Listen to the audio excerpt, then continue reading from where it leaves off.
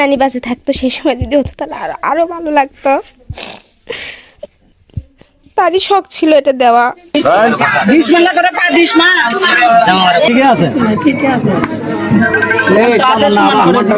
খালি পয়সার পয়সা, ঠিক আছে।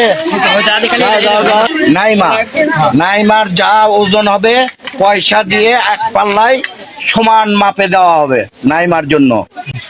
এটা ব্যবস্থা করছে ওর নানা আব্দুল কাদের। মেয়ের নানা এই পয়সা উপহার দিবে।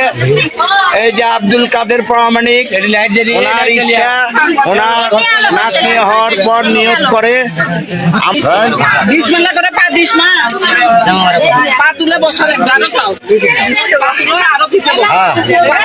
দেখি এই যে নাইমা বসছে, এখন এই টাকাটা নাইমার ওজনে তুলে দেওয়া হবে।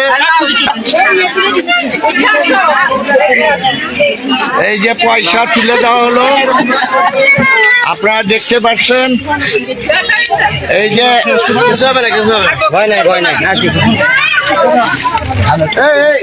কিছু হবে না, এই যে পয়সা ঢালা হচ্ছে আপনারা দেখেন ভাইরা। নাইমার নানা নাইমার জন্য এই পয়সা দিয়ে শখ, এই যে সবাই দেখবেন দাঁড়ান। এই যে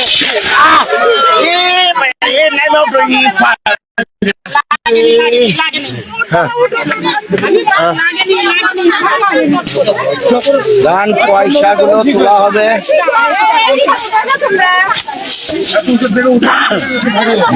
দাড়ি পাল্লা ছিঁড়ে গেছে, দর্শক একটু ধৈর্য ধরে থাকুন। আমার পায়ের উপর পড়ছে, পয়সা উপর লাগতে হতো। এই যে এতগুলো পয়সা নাইমার ওজনের, দর্শক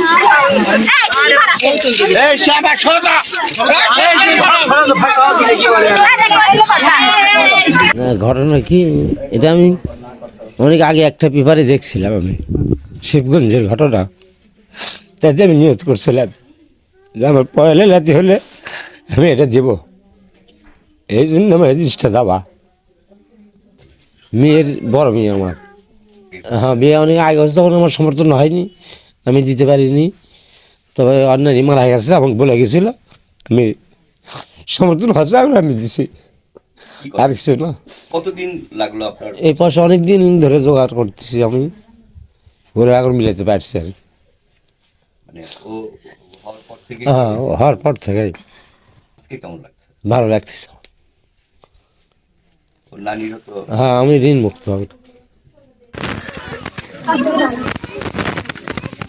আমরা ধরো পয়সা পড়ছে, তুলেন।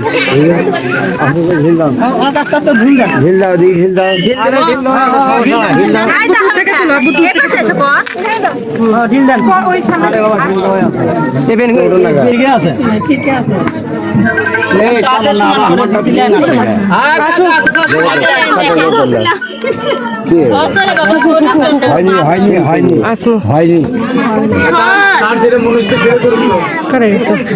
ভিডিও দেখো, এটা হচ্ছে বাবা তুমি সরো। কি দেখলো হয় ভাবছি রে।